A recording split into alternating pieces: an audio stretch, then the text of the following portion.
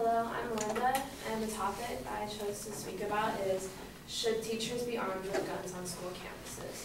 Many of you are well aware with the controversies that have been going around with gun control, and thanks to the, or due to the shooting at the Sandy Hook School in Newtown, Connecticut, the issue has been turned to, should teachers be allowed to carry guns? My claim is that arming teachers at schools would increase danger instead of prevention.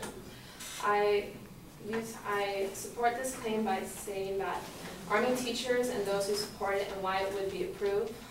Arming teachers poses a risk towards the children / students. Arming teachers would negatively affect the school and or school district, and arming teachers would negatively affect the teachers. My first topic I will address is who supports it? Due to an article on Fox News, an overwhelming representative of Republicans support arming gun controls. And also, a lot of states, mostly in the South, also support it. One quote is that, "Tennessee isn't alone in the debate over arming teachers. The South Dakota House just passed a similar measure. It now goes to the state Senate. Alaska, Maine, Oklahoma, Virginia, South Carolina, Washington, Oregon, Wyoming, Arizona, Nevada, Minnesota, and Missouri are also considering bills that might allow teachers or school staff to carry guns. And in Texas, a rural school district in the eastern part of the state has become the second in the state to allow trained teachers to carry concealed weapons." As you can tell, that is an overwhelming support in supporting handing teachers guns in the U.S. And those who do not support this bill say that they argue that putting more guns in schools could lead to accidents, theft, or worse. According to Jurgen, a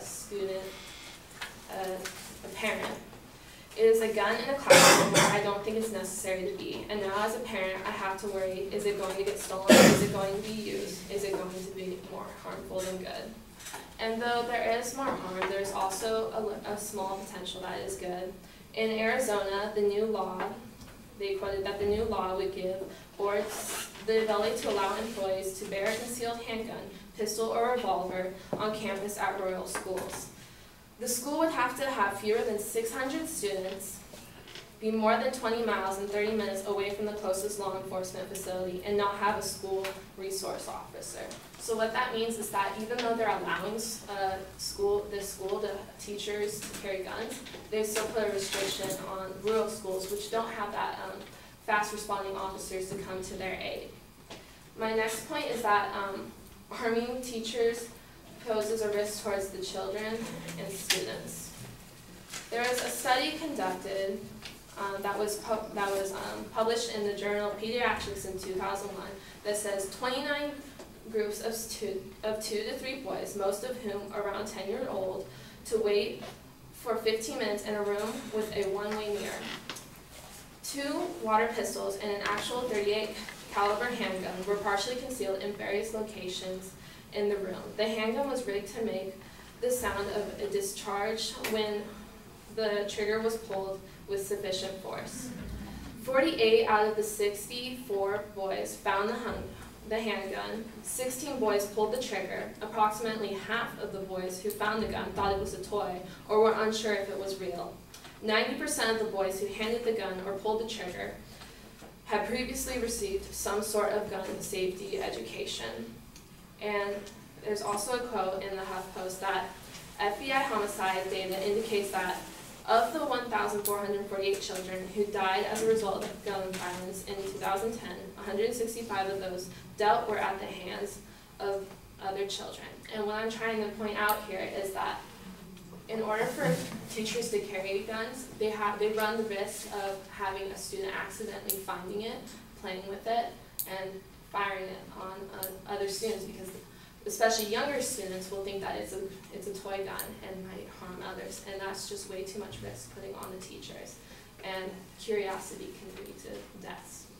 My third point is that arming teachers would negatively affect the school and or school districts. And one of my main points is that resources and cost to arm teachers would be significant. And author posted on examiner.com that when it comes to supplying teachers with necessary gear and provide the necessary training, who is footing the bill? We all know that teachers are always buying school supplies out of their own pocket due to reduced budgets, but now we expect them to cover the cost of arming themselves in classrooms. I consider this strange request due to the fact that many Republican governors around the country are attempting to cut teachers' pay and benefits, and now the state wants them to take on the role of armed guard. I find this ironic because, yes, it is true that Republicans are footing the bill, are like cutting their pay, and I have personal experience through my mom that she usually has to go and buy her own supplies for the schools. And that Governor of Missouri said that I have serious concerns about recently introduced legislation that proposes not only to arm teachers, but to do so by taking away the authority of local schools districts to keep guns out of classrooms. This shows that putting this this law into play takes away the school's ability to defend themselves and take their own measurements to defend the students. They would force the gun into their hands, taking so much liability on the teachers because it's just, the teachers are meant to teach. They are not meant to protect students. They are not meant to be armed guards. Thank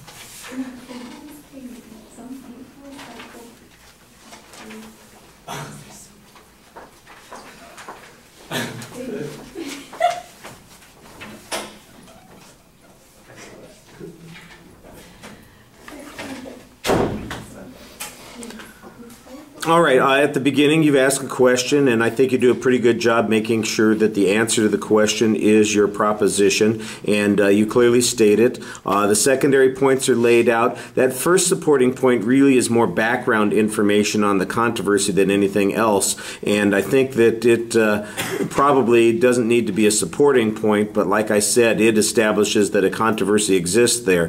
The other points I think needed to be a little more clearly labeled as you got into the body of the speech. It's not that it was disorganized, but it was not always easy to tell where the next argument was coming from. And sometimes the arguments are really about the rights of the school districts as opposed to the safety issue. I think there's a good argument to be made that this probably is unnecessary also, and there should be a way that you would get that argument into this presentation, but that doesn't come up. Instead, a bunch of other things come into play that I think don't sound like they are particularly the most important issues on this. The financial issue, for instance, I think is an interesting one. That assumes, for example, that everybody who would be required to carry a gun. I don't think that any of the proposals have required or would require teachers to have guns. If it would be the other direction, if you wanted to have it, you could have it, but you'd have to go through this kind of training. It's not like, no, you have to go through the mandatory training and you all become guards, you know, that sort of thing. So I think that that's kind of like a distraction on the issue. The real argument is whether or not those guns would be effective at preventing the kinds of crimes that people are worried about, like Newtown and other mass shootings, or helping to stop, and whether or not there's a safety issue that's going on. I thought you did a pretty good job with the safety issue. You've actually got an interesting study here that talks about how kids can get access to the guns, and that shows that there is a potential threat there, and even kids that were well trained, there's a potential for a big problem here. So I thought that that was actually used very effectively there. the issue about the local school boards and their rights and all those kinds of things, like I said, that feels like it's all political crap as opposed to the argument about the factual issue. Would this increase danger or decrease danger? It sounds more like it's, about, well, will this give teachers more power or less power? Does this give the school district more power or less power? Is the state taking more power or less power? And that's not really what you want to be talking about. You want to be talking about the safety issue, which is what you set up in the beginning. Gesundheit. All right. Thank you.